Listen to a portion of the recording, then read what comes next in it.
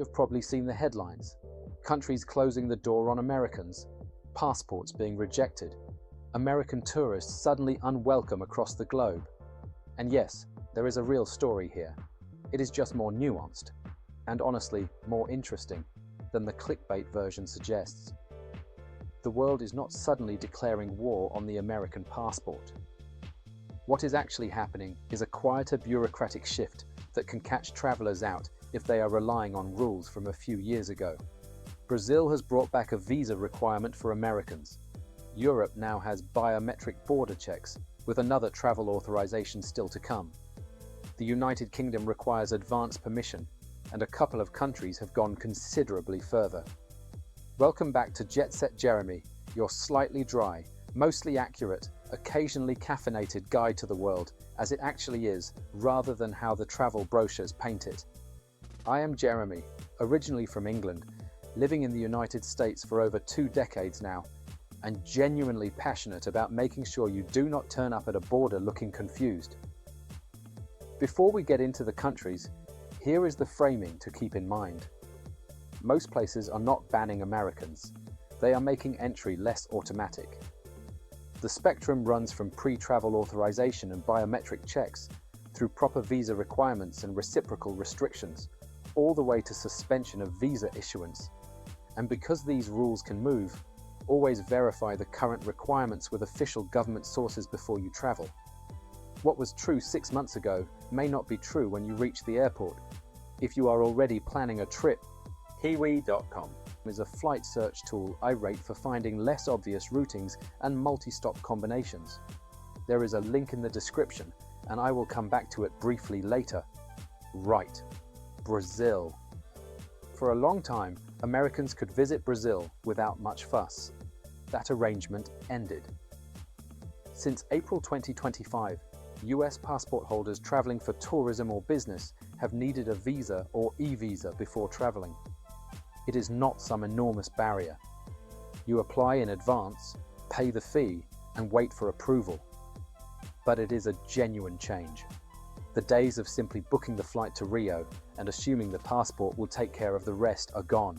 Brazil matters because this is not a rumor about something that might happen one day. It is a current rule that can stop your trip before it starts if you miss the memo. Now Namibia. Americans now need a visa to visit Namibia. You can apply in advance, while visa on arrival is also available at designated entry points. The important context is reciprocity. Namibia introduced the change as part of a broader policy aimed at countries that did not give Namibian travelers equivalent treatment. That is an important distinction. Namibia has not suddenly decided it dislikes American tourists.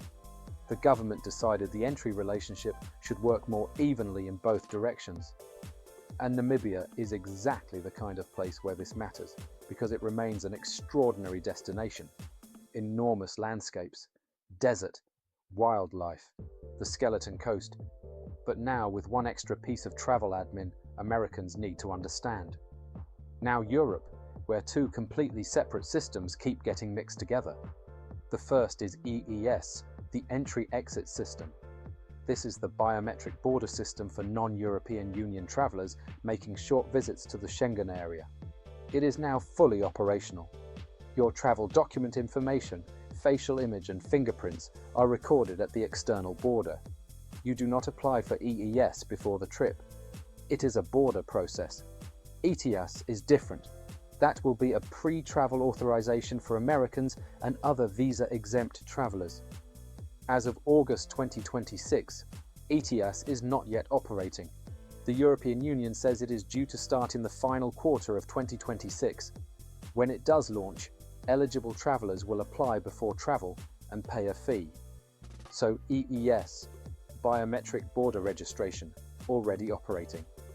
ETIAS, Future Pre-Travel Authorization. 2 different systems, and apparently designed specifically to make travel YouTubers say the wrong acronym at least twice per video. While we are in Europe, there is another distinction worth making. You may have seen protests or frustration in places such as Spain and Portugal involving tourism. Those are real issues, often connected to housing pressure, short-term rentals and overtourism. But that is not the same thing as those governments specifically closing their borders to Americans. Local frustration with over-tourism and a legal entry restriction are two very different stories. My homeland, the United Kingdom, is another genuine change. Americans and many other visa-exempt nationalities now need an electronic travel authorization, or ETA, before traveling to the UK.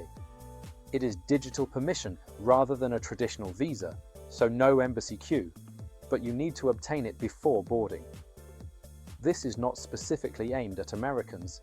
It is part of a much broader UK border system, affecting dozens of nationalities that previously travelled without this extra step. And one quick tip, learn the expensive way courtesy of my wife. Make sure you apply through the official UK government website. There are plenty of unofficial sites that will happily submit the ETA application for you, but some charge vastly inflated service fees. My wife used one without realising and ended up paying roughly 10 times the official fee. The ETA was legitimate, the price certainly was not. Israel has made a similar move. Visa-exempt American travellers now need an ETA-IL before travelling.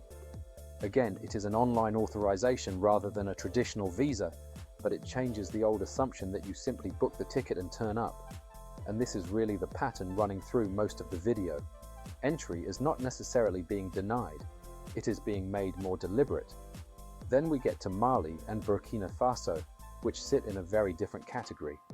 Both have suspended visa issuance to US citizens, with the changes tied to reciprocal restrictions and wider diplomatic tensions. These are not mainstream holiday destinations. Both currently carry US Level 4 do not travel advisories for serious security reasons that have nothing to do with tourist paperwork. Very few Americans were casually deciding between Mali and Mallorca for the summer holiday, but they belong in the discussion because they show the far end of the spectrum. This is where extra friction becomes an actual barrier to entry. So let us zoom out, because reciprocity is the bigger story here. When one government places tighter conditions on another country's citizens, the other government may eventually respond in kind. Namibia openly framed its new visa policy around that principle. Mali and Burkina Faso have gone considerably further. The United States itself has tightened entry and visa rules for nationals of multiple countries. That does not mean every new restriction on Americans is retaliation. Clearly it is not. The UK ETA, Europe's EES, and future ETIAS, and Israel's ETA-IL all apply to many nationalities. But Americans are increasingly being reminded of something travelers from much of the world have known forever. Your passport gets you a long way, but it does not mean every border has to make life effortless. The American passport remains extremely useful. What is changing is the comfortable assumption that booking the flight and showing up will always be enough. Now, back to Kiwi.com. For trips involving unusual connections, multiple countries or destinations without obvious direct routes, Kiwi.com can be useful for comparing combinations across different airlines and building multi-stop itineraries. That can be particularly handy if your trip involves somewhere like Namibia, or if you are putting several destinations together rather than flying a simple major city to major city route. The link is in the description below. Compare what Kiwi finds with the other booking options you already use and see what works best for your particular route. So, are Americans actually unwelcome in these places? In most cases, no. Government entry rules and local attitudes toward visitors are two completely different things. Most of these changes are about administration, border control, or reciprocity, rather than somebody at a cafe in Lisbon suddenly becoming furious because you ordered coffee with an American accent. Can Americans still visit? In almost every mainstream example in this video, yes, but you may need an e-visa, an ETA, biometric registration, or some extra preparation that did not exist before. And is any of this specifically targeting Americans? Sometimes where reciprocity is involved. But several of the biggest changes apply to dozens of nationalities. The takeaway is simple. Check the official entry requirements before every international trip. Apply for whatever you need in advance. Do not rely on what was true 3 years ago. And definitely do not rely on a travel blog that has not been updated since everyone was still arguing about whether working from home was temporary. The American passport is still one of the most useful travel documents you can have. Using it well just requires a little more preparation than it once did. If this helped untangle some of the confusion, please hit like and subscribe to Jetset Jeremy. There is another video on screen around about now that connects nicely with what we have covered today, so have a click and keep going. Right then, that is your lot from me today. Stay curious, check the official entry requirements, and whatever you do, sort your ETA before you get to the airport. This has been Jetset Jeremy. Laters.